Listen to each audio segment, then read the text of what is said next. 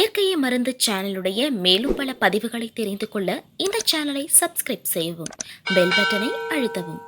மேலும் மருத்துவரின் ஆலோசனை பெற இந்த வீடியோவில் உள்ள எண்ணிற்கு தொடர்பு கொள்ளவும். இயற்கை மருந்துகளுக்கு வணக்கம்.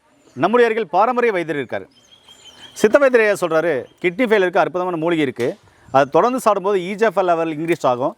அதே மாதிரி அங்கே இருக்கிற நெஃப்ரான்கள் நல்ல வடிகட்டுற தன்மையை மேம்படுத்தி அந்த கிட்னி ஃபெயிலரை சீராக்குன்னு சொல்கிறார். அப்படிப்பட்ட மூலிகை சித்த மருத்துவத்தில் இருக்கா? வாங்க முழுமையாக தெரிஞ்சுக்கலாம். வணக்கம் ஐயா. வணக்கம் ஐயா. ஐயா, சித்த மருத்துவத்தில் கிட்னி ஃபெயிலருக்கு நிறைய மருந்துகள் இருக்குது, நிறைய மூலிகைகள் இருக்குது. ஆமாம், சரிங்களா? அதில் நிறைய சொல்லிட்டு போயிட்டே இருக்கலாம். ஆமாம். அதே மாதிரி அலோபதிலையும் பார்த்தீங்கன்னாக்க ஒரு குறிப்பிட்ட லெவலுக்கு யூரியா கிரியேட்டின் இன்க்ரீஸ் ஆகுனா அவங்களுக்கு டயாலிசிஸ் பண்ணணும். கம்பல்சரி உயிர்காக்க மருத்துவம் கண்டிப்பாக தேவை, கண்டிப்பாக பண்ணிதாகணும், பண்ணிக்கோங்க.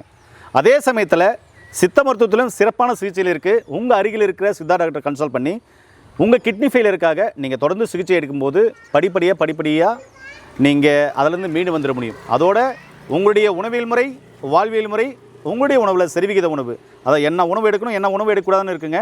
அதெல்லாம் நீங்கள் சரியாக ஃபாலோ பண்ணணும். தண்ணி 3/4 லிட்டர்னா 3/4 லிட்டர் தான் குடிக்கணும். அதுவும் நீங்கள் சாப்பிட்ற சாப்பாட்டில் இருக்கிற அந்த நீர் சத்தும் அடங்கி தான் அந்த 3/4 லிட்டர். சரிங்களா? அதே மாதிரி உப்பு போடக்கூடாதுன்னா உப்பு போடக்கூடாது. இந்த உணவுகளை சாப்பிடணும், இந்த உணவுகளை மட்டும்தான் சாப்பிடணும். இப்படியெல்லாம் இருந்தீங்கன்னா கண்டிப்பாகவே ரிவல்ஸ் பண்ணிட முடியும்.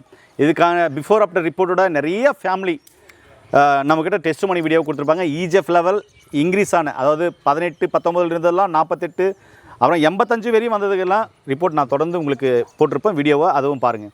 சரி ஐயா, சொல்லுங்கள் ஐயா, கிட்னி ஃபெயிலருக்கு நீங்கள் சொல்லக்கூடிய மூலிகை என்ன, அதன் பேர் என்ன, அது எப்படியெல்லாம் பயன்படுத்தினா சரியாகும்? சார், மூக்கிரட்டை, கிராமத்தில் மூக்கார்த்தான் கீரைன்னுவாங்க. இது சாதாரண பருப்பிட்டு கரைஞ்சி சாப்பிடுவாங்க. தாய்மார்கள் பருப்பிட்டு கரைஞ்சி சாப்பிடுவாங்க. மூலிகையிலே நிறம் மாறக்கூடிய ஒரு மூலிகைன்னா இதுதான். இது எந்த மண்ணில் வருதோ அந்த மண்ணினுடைய சாயலாக மாறும். செம்மண்ணில் வந்தால் தண்டு சிகப்பாயிடும். இந்த இலைக்கு இது பாருங்கள், இந்த இலை இந்த பக்கம் ஒயிட்டாக இருக்கா, செம்மண்ணில் வரும்போது இந்த இடத்துல ஒயிட் ஆகிடும். அது மாதிரி இடத்துக்கு இடம் நிறம் மாறக்கூடிய ஒரு மூலிகை இந்த மூக்கிரட்டை. அந்த தன்மை உடையது. இது நல்லா பொடியாக கட் பண்ணி நறுக்கி வச்சுக்கிட்டோம். சாதாரணமாக இதை சீரகம் போட்டு கஷாயம் மாதிரி போட்டு சாப்பிடும்போது உடம்புல இருக்கிற உப்பெல்லாம் எடுக்கும்.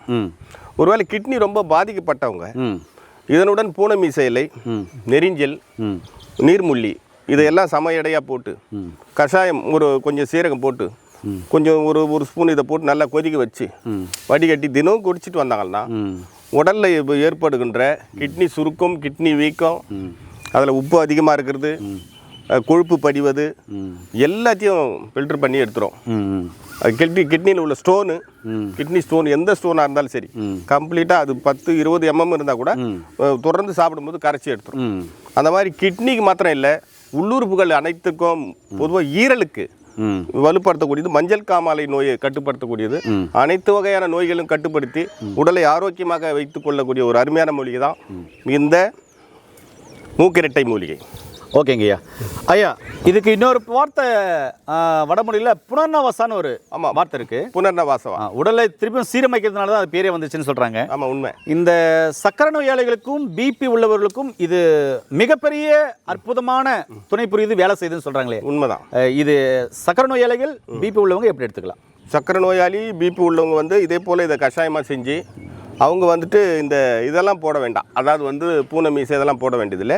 இது ஒண்டிய இது மாத்திரமே போதும்.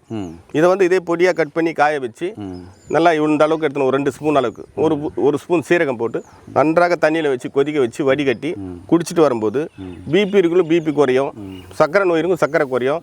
இதில் அப்படி சாப்பிடும்போது அவங்க இந்த வேரு ரொம்ப முக்கியம். இந்த வேரும் கூட சேர்த்துக்கணும். சமூல பவுடர், இது சமூலமாக இதை பவுடர் ஆக்கிடணும். அந்த வேரையும் கூட சேர்த்துக்கிட்டு பண்ணும்போது அவங்களுக்கு சர்க்கரை வியாதிகாருக்கும் ப்ரெஷருக்கும் நல்ல ரிசல்ட் கிடைக்கும். ஏன் நேர்களே, உங்களுக்கும் கிட்னி ஃபெயிலியர் இருக்கா? இதுக்காக டயாலிசிஸ் பண்ணுறீங்களா? தொடர்ந்து பண்ணிக்கோங்க. உங்கள் அருகில் இருக்கிற சித்தா டாக்டரை கன்சல்ட் பண்ணி இந்த மூக்கிரட்டை காம்பினேஷனில் ஐயா சொன்ன மாதிரி பூனைமீசை, இன்னும் நிறைய மூலிகைகள் இருக்குங்க. அந்த மாதிரி மூலிகைகள் எல்லாம் விஷநேரம் செஞ்சு கூட நம்ம இணைச்சிக்கலாம். இதில் இணைச்சிக்கலாம். ஆமாம், இது மாதிரி மூலிகைகள் நிறைய இருக்குது. அந்த மூலிகைகள்லாம் போட்ட ஒரு சூரணம் உங்களுக்கு கொடுப்பாங்க. அதுலேயும் கஷாயம் வச்சு சாப்பிட்லாம். அதே மாதிரி குரு மருந்துகள்லாம் மிக சிறப்பாக வேலை செய்யும். அதையும் நீங்கள் ஃபாலோ பண்ணும்போது நிச்சயமாகவே உங்கள் கிட்னி ஃபெயிலியர்லேருந்து ரிவல்ஸ் பண்ணிட முடியும்.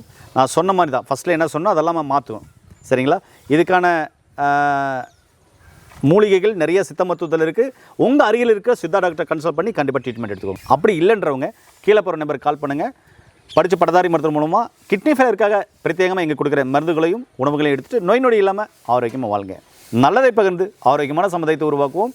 நான் உங்கள் அன்பு சோன் ஆரோக்கியதாஸ். மீண்டும் இன்னொரு அருமையான பதிவு சந்திக்கலாம். நன்றி, வணக்கம்.